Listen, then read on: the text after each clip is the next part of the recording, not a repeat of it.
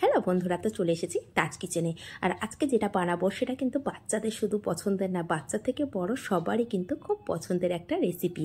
বিশেষ করে বাচ্চারা যখন কোনো রেস্টুরেন্টে যায় বা বাইরে যায় তখনই কিন্তু বাচ্চাদের একটা বায়না থেকেই যায় ফ্রেঞ্চ ফ্রাই। তাহলে এই রেসিপিটা যদি সহজে বাড়িতে বানিয়ে দেওয়া যায়, আর এখন কিন্তু আলুর দাম প্রচুর কম আছে, আর এই সময় যে আলুটা ওঠে এই আলু দিয়ে কিন্তু ফ্রেঞ্চ ফ্রাই করে আমরা কিন্তু দীর্ঘদিন সংরক্ষণ করেও রাখতে পারবো। তাহলে সহজে বানানোর পদ্ধতিটা দেখে নিন আর স্কিপ না করে পুরোটা দেখার অনুরোধ রইল। তাহলে এটা বানানোর জন্য আমি এখানে 4টে আলু নিয়েছি। আমি শুধু দেখানোর জন্যই 4টে আলু নিয়েছি, কিন্তু বানিয়েছি আমি অনেকটাই। তো এখানে দুটো মিডিয়াম সাইজের আলু নিয়েছি, দুটো বড় সাইজের আলু নিয়েছি। সবসময় একই সাইজের আলু তো সবসময় সবার হাতের কাছে থাকে না, সেই জন্য আমি এখানে 2 রকম আলু দিয়েই দেখিয়ে দিচ্ছি। তো এখানে একটি মিডিয়াম সাইজের আলু নিয়েছি। ঠিক এইভাবে যে কাটারটা আছে এটা দিয়ে ফ্রেঞ্চ ফ্রাই কাটাটা খুব সহজ হয়ে যায়। তো এখানে কিন্তু সম্পূর্ণ আলুটা এইভাবে দিয়েই কেটে নিতে পারেন, কিন্তু আমি একটু সব ফ্রেঞ্চ ফ্রাইগুলো যাতে সমান হয় সেই জন্য কিন্তু 2 সাইডটা কেটে নিচ্ছি। এটা কিন্তু অপশনাল, আপনারা কেটেও নিতে পারেন, নাও নিতে পারেন। যদি কেটে না নেন সেক্ষেত্রে কিন্তু ফ্রেঞ্চ ফ্রাইটা খুব লম্বা লম্বা হবে। তো আমি এইভাবে কিভাবে বসাচ্ছি দেখুন, এইভাবে বসিয়ে নিয়ে একটু প্রেস করলে কিন্তু সহজে কাটা হয়ে যাবে। তো এইভাবে প্রেস করেছি, দেখুন খুব সহজে ফ্রেঞ্চ ফ্রাইগুলো কিন্তু কাটা হয়ে গেছে। আর সেটা সেকেন্ডের মধ্যেই অনেকটাই ফ্রেঞ্চ ফ্রাই রেডি করা যায়, কিন্তু সবার হাতের কাছে তো এই কাটা থাকে না, সেই জন্য কীভাবে বানাবো। তো এইটা একটা বড় আলু নিয়েছি, নিয়ে সেটাকে আমি দেখিয়ে দিচ্ছি। তো 2 সাইডটা খুব ভালো করে কেটে নিয়েছি, নিয়ে আবারও 2 সাইড দিয়ে কেটে দিচ্ছি। টোটালি আমি সব সাইডে 6টা সাইড কেটে নিয়েছি, নিয়ে একদম সমান করে নিচ্ছি, কারণ আলুটার আকারটা অনেকটাই গোল একদম, সেই জন্য সমানভাবে কেটে নিয়েছি। এতে করে দেখতে অনেকটাই সুন্দর লাগবে। আর এখানে সরু সরু করে পিস করে নিচ্ছি। যদি এইভাবে সমান করতে চান সেক্ষেত্রে কিন্তু পরিমাণে আলুটা একটু বড় দেখে নিতে হবে, তাহলে দেখতে সুন্দর হয়, প্রত্যেক পিসটা একটু সমান হবে, সেই জন্যই কিন্তু এইভাবে নিয়েছি। তো দেখুন কতটা সরু সরু করে, যেমন ফ্রেঞ্চ ফ্রাই হয় সেইভাবেই আমি কেটেছি। এতে করে সবটাই কিন্তু সমান লাগছে, খুব লম্বা না হলেও দেখতে কিন্তু খুব সমান লাগছে, সেই জন্য কিন্তু আমি 2 সাইড কেটে নিয়েছি। তো এটা কিন্তু অপশনাল, আপনারা যদি মনে করেন এইভাবে সমানভাবে সুন্দরভাবে দেখতে হবে তাহলে কিন্তু এইভাবে বানাবেন। আর যদি মনে করেন না ফ্রেঞ্চ ফ্রাইটা অনেকটাই লম্বা হবে, সেক্ষেত্রে কিন্তু এই 4 সাইডটা কোনো কেটে নেওয়ার কোনো প্রয়োজনই নেই। তো আলুগুলো সব কাটা হয়ে গেছে, আর জলটা দেখুন কতটা ময়লা আছে। তো এই জলটাকে আমি ভালো করে 4 থেকে 5 বার পাল্টে পাল্টে ধুয়ে নিয়েছি। এখন জলটা কিন্তু একদম পরিষ্কার। তো এদিকে আলুটা ধুয়ে সাইড করে রেখেছি, এদিকে কিছুটা পরিমাণে আমি জল দিয়েছি, জলটাকে খুব ভালো করে ফুটতে দিয়েছি। তো জলটা খুব ভালোভাবে ফুটে গেছে। এখন আমি যে আলুগুলো কেটে রেখেছিলাম ফ্রেঞ্চ ফ্রাইয়ের জন্য সেগুলো সব দিয়ে দেব। তো সমস্ত আলুটা আমার এখানে দেয়া হয়ে গেছে, দিয়ে এটাকে আমি একবার ভালো করে ফুটিয়ে নেব। সেটা আমার 1 থেকে 1.5 মিনিট সময় লাগতে পারে। আর দিয়ে দিলাম 1 চামচ মতন লবণ। যেহেতু ফ্রেঞ্চ ফ্রাইটা আমি কিন্তু খুব অল্প দেখিয়েছি, সেই জন্য কিন্তু 1 চামচ পরিমাণে লবণ দিয়েছি। তো এখান দিয়ে এটা যেই একটু ফুটে উঠবে তখন কিন্তু আমি ফ্লেমটাকে অফ করে দেবো। অফ করে দিয়ে খুব ভালো করে মিনিট 2 মতো ভালো করে এইভাবে নাড়াচাড়া করে নেব। তাহলে কি হবে, এর মধ্যে যে একটা আঠালো ভাব আছে বা স্টার্চ আছে সেটা কিন্তু একদম ভালোভাবে চলে যাবে। তো এখান থেকে ভালো করে আলুর কালারটা দেখুন অনেকটাই কিন্তু চেঞ্জ হয়ে গেছে। এই পর্যায়ে আমি এটা ছাঁকনির মধ্যে তুলে নিচ্ছি। তুলে নেওয়ার কারণ হচ্ছে এর মধ্যে যে এক্সট্রা জলটা আছে সেটা কিন্তু একদম ঝরে যাবে।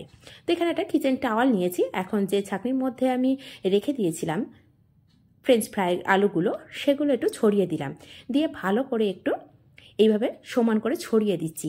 দিয়ে এখানে একটা কিচেন টিস্যু নিয়েছি, এই টিস্যু দিয়ে ভালো করে জলটাকে মুছে দেব। আর এই জলটা মুছে নেওয়ার একটাই কারণ, যখন আমরা তেলের ওপরে দেব খুব ছিটিয়ে আসে, সেই জন্যই কিন্তু খুব ভালো করে একটু মুছে নিতে হবে। তো নিয়ে এটাকে খুব ভালো করে একটু মুছে নেওয়ার চেষ্টা করবেন।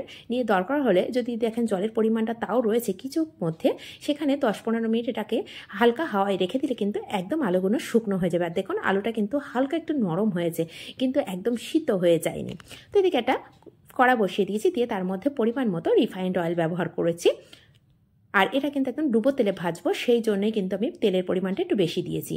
তো দেওয়ার পরে এটা ফ্লেমটা হাই দিয়ে আমি গরম করে নিয়েছিলাম, নিয়ে এখন ফ্লেমটা মিডিয়ামে দিয়েছি, দিয়ে 2 থেকে 3 মিনিট একটু ভালো করে ভাজা করে নেব। খেয়াল রাখবেন ফ্লেমটা যেন একদম হাই না হয়ে যায়, সেক্ষেত্রে কালার চলে আসবে। আর ফ্লেমটা একদম লো করে রাখবেন না, তাহলে আলুটা কিন্তু সিদ্ধ হয়ে যাবে, সেই ক্ষেত্রে ক্রাঞ্চি ভাবটা কিন্তু আসবে না। সেই জন্য খেয়াল করে মিডিয়াম টু হাই রেখেই কিন্তু সম্পূর্ণ আলুটা 2 থেকে 3 মিনিট ভাজা করে নিচ্ছি। তো এটা ভাজা হয়ে গেছে, যেটাকে হাফ ডান ভাজা বলে। তো হাফ ডান করে নিয়েছি, এখানে কিন্তু ফুল ফ্রাই এখনও করিনি। তো এটাকে ভাজা করা হয়ে গেছে, কালারটাও দেখে বুঝতে পারছেন। তো এখানে আমি তেলটাকে ঝরিয়ে নেওয়ার জন্য আরও একটা স্ট্রেনার ব্যবহার করেছি। তো এর মধ্যে ভালো করে তেলটাকে ঝরিয়ে নিচ্ছি, নিয়ে এখানে আবারও একটা প্লেটের মধ্যে আমি টিস্যু রেখে দিয়েছি, সেই টিস্যুর মধ্যে দিচ্ছি, যাতে করে এক্সট্রা যে তেলটা আছে সেই তেলটা কিন্তু একদম টেনে যাবে। তারপরেও আমি ওপর থেকে আরও একটা টিস্যু নিচ্ছি, নিয়ে এইভাবে করে তেলটা একদম সম্পূর্ণ যাতে করে টেনে যায়, একদম শুকনো হয়ে যায়, সেক্ষেত্রে আমি টিস্যু দিয়ে কিন্তু খুব ভালো করে মুছে নিচ্ছি।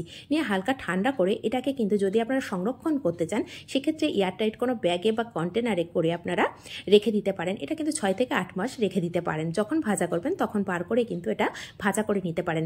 আর এই ফ্রেঞ্চ ফ্রাইটা কিন্তু আমরা বাজার থেকে যখন কিনি, ঠিক এই হাফ ডান করে ভাজাই আমরা কিনতে পাই। তো এটাকে খুব ভালো করে মুছে নিয়েছি, এখন এইভাবে আমি এটাকে রেখে দেব। তো এটাকে ঢেলে নিয়েছি সম্পূর্ণ, নিয়ে এটা ঢাকনা দিয়ে আমি এটাকে ফ্রিজে রেখে দেবো। সেটা আপনারা একদিনও রাখতে পারেন, 2 দিন রাখতে পারেন, বা 1 ঘন্টাও রাখতে পারেন। তো এটা আমি 1 ঘন্টা পরে বার করে নিয়েছি। বার করে নিয়ে আবারও ঠিক একই রকমভাবে ডিপ ফ্রাই করবো, সেই জন্য কিন্তু তেলের পরিমাণটা একটু বেশি দিয়েছি কড়াইয়ের মধ্যে, দিয়ে তেলটাকে হাই ফ্লেমে গরম করে নিয়েছি। নিয়ে এখানে মিডিয়াম ফ্লেমে দিয়ে আবারও 2 থেকে 3 মিনিট খুব ভালো করে ভাজা করে নেব।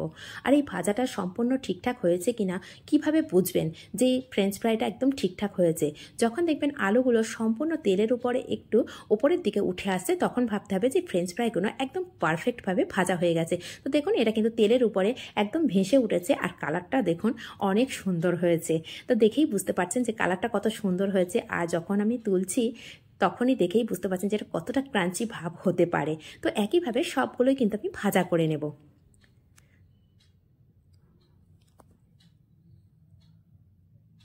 তো এখানে আবারও একটা টিস্যু রেখেছি, টিস্যুর উপরেই কিন্তু এই ফ্রেঞ্চ ফ্রাইগুলো আমি তুলে নিচ্ছি। তো বাকি যেগুলো আছে সেগুলোটাকে ঠিক একইভাবে ভাজা করে নিচ্ছি। আর এটার যে আওয়াজ আছে সেটা তো আমি অবশ্যই দেখে দেওয়ার চেষ্টা করেছি, কিন্তু বাট হয়নি। তো এটা দেখুন কতটা সুন্দরভাবে হয়েছে।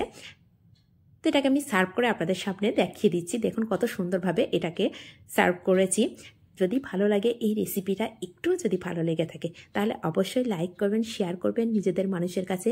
আর কেমন হয়েছে রেসিপিটা কমেন্ট করতে কিন্তু একদমই ভুলবেন না। যদি একটুও ভালো লেগে থাকে তাহলে সাবস্ক্রাইব করতে ভুলবেন না। আর সাবস্ক্রাইব করে পাশে থাকা অল বাটনটি প্রেস করে রাখবেন, যাতে করে যখনই কোনো নতুন রেসিপি আপলোড করব সবার আগে কিন্তু আপনার কাছে পৌঁছে যাবে। তো দেখুন এটাকে সার্ভ করেছি কিন্তু একদম প্লেন, কোনো মশলা ছাড়াই। সবার হাতের কাছে তো সবসময় থাকে না। আর যদি খুব মুখরোচক বানাতে চান একটু, সেক্ষেত্রে কিন্তু সামান্য একটু চাট মশলা ব্যবহার করতে পারেন।